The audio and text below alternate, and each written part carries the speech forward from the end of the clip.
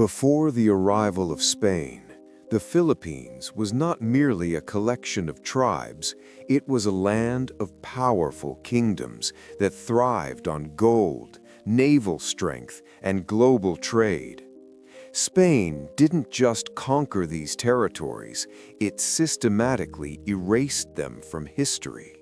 Long before it became known as the Philippines, the archipelago was home to 7 flourishing kingdoms, each boasting magnificent, gold-adorned palaces, diplomatic ties with China and India, and formidable armies that struck fear into the hearts of Spanish conquistadors. However, once Spain arrived, these kingdoms were largely forgotten in official accounts. In 1571, when Spanish forces seized Manila, they did more than capture a city. They dismantled the heart of one of Southeast Asia's most advanced trading empires.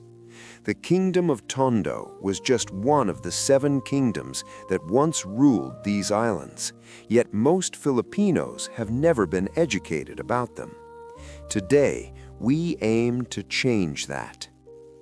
Kingdom 1, Tondo, the maritime superpower.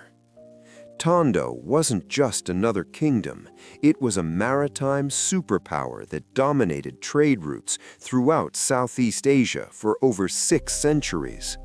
Established around 900 CE in what is now Manila, Tondo's influence extended from the Cagayan Valley to the northern coast of Luzon. Evidence of Tondo's existence comes from a remarkable artifact, the Laguna copperplate inscription, dating back to 900 CE. This is the oldest known written document in Philippine history, detailing a legal matter concerning debt forgiveness. It was inscribed in Old Malay using an Indian script and referenced Tondo's extensive trade connections. Tondo was far from a primitive settlement. It was a kingdom with established written laws, intricate financial systems, and a functioning bureaucracy. Its wealth stemmed from its strategic position at Manila Bay, where Chinese merchants referred to it as Dongdu, exchanging silk, porcelain, and iron for Philippine gold, pearls, and forest products. Tondo minted its own currency, imposed taxes, and maintained diplomatic relations with the Majapahit Empire in Java and the Ming Dynasty in China. The ruler held the title of Lakan, meaning paramount ruler, with the last notable Lakan being Lakan Dula, whose name translates to Lord of the Palace. Upon Spain's arrival, Lakan Dula sought cooperation in hopes of safeguarding his people. However, in 1571, his nephew, Raja Sulaiman, bravely resisted surrender, ultimately losing his life in the Battle of Bangkusay Channel. Tondo fell, and Spain established its colonial capital right atop its ruins. Kingdom 2, Bhutan, the land of gold. Next, let's venture to northeastern Mindanao, where the Raja Nathai of Bhutan amassed such wealth that even slaves adorned themselves with gold jewelry. Chinese records from the Song dynasty highlight Bhutan as having more gold than Sumatra, a region already renowned for its riches. In the year 1001, Raja Keeling of Bhutan dispatched diplomatic missions to the Chinese imperial court, bestowing tribute gifts and forging official trade relations. Chroniclers from China marveled at Bhutan's affluence, noting that its homes were lavishly decorated with gold and that gold was so plentiful it found its way into everyday items. Archaeological discoveries support these accounts. The famed Bhutan boats, excavated from Balongai sites dating from the 4th to the 13th centuries, were unearthed alongside gold artifacts, beads originating from as far as Egypt, and pottery from China, Thailand, and Vietnam. Bhutan was not merely wealthy, it was intricately connected to trade networks that spanned 3 continents. Tragically, when Spanish forces arrived, they melted down most of Bhutan's gold artifacts to ship back to Spain. Centuries of craftsmanship, cultural heritage, and artistic achievement were lost in the fires, reduced to mere currency for European coffers. The kingdom that once dazzled the Chinese became a mere footnote in colonial history. Kingdom 3, Sulu, the Sultanate that Spain couldn't defeat. The Sultanate of Sulu stands out among the 7 kingdoms for its remarkable ability to resist Spanish conquest for over 3 centuries. Established in 1405 by the Arab missionary Sharif-ul-Hashim, Sulu evolved into an Islamic sultanate overseeing the Sulu archipelago and parts of Borneo and Sulawesi. The power of Sulu stemmed from 2 primary sources: its precious pearls and its formidable pirates. The Sulu Sea boasted some of the finest pearls in the world, providing immense wealth for the Sultanate. Additionally, Sulu operated swift raiding vessels that intimidated Spanish shipping routes. While Spain labeled them pirates, the people of Sulu regarded them as naval defenders of their independence. For 300 years, Spain invested vast resources into conquering Sulu, yet their efforts repeatedly met with failure. The Sultanate's deep knowledge of the archipelago's waters, its alliances with other Muslim kingdoms, and its fierce resistance rendered it unconquerable to Spanish forces. It wasn't until the American colonial period in 1915 that the Sultanate of Sulu was finally disbanded, making it one of the longest-lasting kingdoms in Southeast Asian history. Even today, the heirs of the Sultan of Sulu preserve their royal titles, and there is an ongoing legal battle where Sulu's descendants are claiming billions from Malaysia over territorial disputes stemming from the Sultanate era. While the kingdom may have fallen, its legacy continues to resonate in international courts. Kingdom 4, Magan Danau, the empire that stood its ground. In central Mindanao, the Sultanate of Magan Danau established such a powerful kingdom that Spain was never able to fully conquer it, despite centuries of conflict.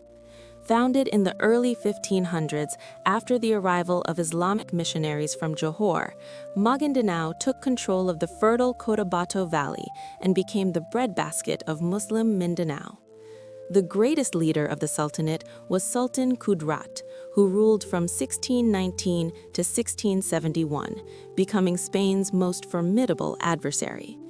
While other kingdoms succumbed to Spanish forces, Kudrat successfully unified the Muslim kingdoms in Mindanao and Sulu into a defensive alliance. His well-known speech, rejecting Spanish demands for submission and conversion, is still celebrated today as an example of defiant rhetoric. Kudrat also modernized his military by acquiring cannons and firearms through trade with the Dutch, who were engaged in their own battles against Spain in Southeast Asia. He fortified his capital and trained a professional army. When Spanish expeditions invaded, they encountered not primitive warriors, but organized armies equipped with artillery, fortifications, and tactical sophistication. Although Spain managed to establish some presence in Magan Danau territory, they never truly controlled it. The Sultanate maintained its autonomy until internal conflicts began to weaken it in the late 1800s. Even then, it required American forces armed with superior weaponry to finally subdue the region in the early 1900s, making Magan Danau one of the last Philippine kingdoms to fall. Kingdom 5, Sabu, where Magellan fell. The Rajanate of Sabu holds a significant place in Philippine history as the location where Ferdinand Magellan met his demise. Founded in the 1200s by Sri Lumai, a prince from the Chola dynasty in Sumatra, Sabu emerged as a major trading hub in the Visayas. Upon Magellan's arrival in 1521, Raja Humabon of Sabu welcomed him and even converted to Christianity alongside hundreds of his subjects. However, Magellan made a grave error by engaging in local politics. he offered assistance to Humabon in defeating his rival, Datu Lapu-Lapu of nearby Mactan Island. On April 27, 1521, Magellan led a small contingent to Mactan to punish Lapu-Lapu for resisting Spanish authority. Lapu-Lapu and his warriors were prepared. In the Battle of Mactan, Filipino fighters killed Magellan and repelled his forces, establishing Lapu-Lapu as the first Filipino hero to resist European colonization. Yet, what often gets overlooked is that Sabu maintained its independence as a kingdom for another 44 years. It wasn't until 1565 that Spain returned with Miguel López de Legazpi and ultimately conquered Cebu, establishing it as the first permanent Spanish settlement in the Philippines. The kingdom that vanquished Magellan eventually became the cornerstone of Spanish colonial power. But Magellan made a critical error. He decided to meddle in local politics, offering assistance to Humabon in his struggle against his rival, Datu Lapu-Lapu, from the nearby Mactan Island. On April 27, 1521, Magellan led a small contingent to Mactan, intent on punishing Lapu-Lapu for refusing to acknowledge Spanish authority. However, Lapu-Lapu and his warriors were well prepared.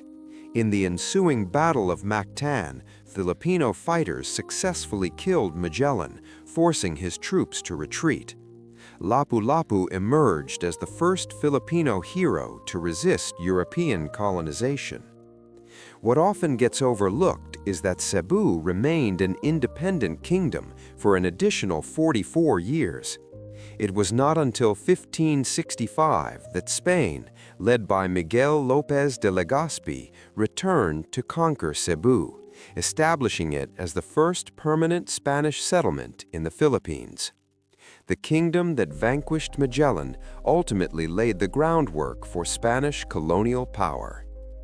Now, let's discuss Kingdom 6, Mai, the Forgotten Kingdom. The Kingdom of Mai stands out as the most enigmatic of the 7 kingdoms, as historians still debate its precise location. Chinese records from 972 CE depict Mai as a thriving kingdom engaged in extensive trade with China, sending tribute missions and receiving Chinese goods in return. Based on these ancient descriptions, most historians believe Mai was situated in Mindoro, possibly near the present-day town of Bami. The Chinese sources describe Mai as having multiple settlements, abundant agricultural resources, and a sophisticated governance structure. The kingdom exported cotton, beeswax, tortoise shells, and medicinal plants to China. What makes Mai particularly intriguing is that it represents the earliest recorded Philippine kingdom in foreign sources, predating even the Laguna copperplate's mention of Tondo. This indicates that organized Philippine kingdoms with international trade relations existed at least 1,000 years ago, if not longer. However, by the 1500s, Mai disappears from historical records. Did it collapse? Was it conquered by another kingdom? Did it simply change its name? The truth remains unknown. Mai endures as one of Philippine history's greatest mysteries, a kingdom that flourished for centuries only to vanish from the records, leaving behind only cryptic Chinese accounts. Lastly, we have Kingdom 7, Majas, the Confederation of Datus. The Confederation of Majas was unique among Philippine kingdoms, as it was not a singular monarchy, but an alliance of independent barangays on Panay Island, each governed by its own Datu. According to the Maragatas legend, this confederation was established in the 1200s by Datu Puti and 9 other Datus who fled Borneo to escape a tyrannical sultan. Unlike other kingdoms with centralized authority, Majas functioned as a confederation in which Datus made collective decisions. This structure allowed for local autonomy, while promoting mutual defense and trade cooperation. The Confederation controlled the fertile rice fields of Panay and maintained trading networks throughout the Visayas. As we conclude, I invite you to share your thoughts. Which of these 7 kingdoms would you like to see featured in a full video next? Tondo, Bhutan, Sulu, Magan Danau, Sabu, Mai, or Majas? Leave the name of the kingdom in the comments, and remember to subscribe to Chronicle of Islands, as this is just the beginning of the story they tried to erase.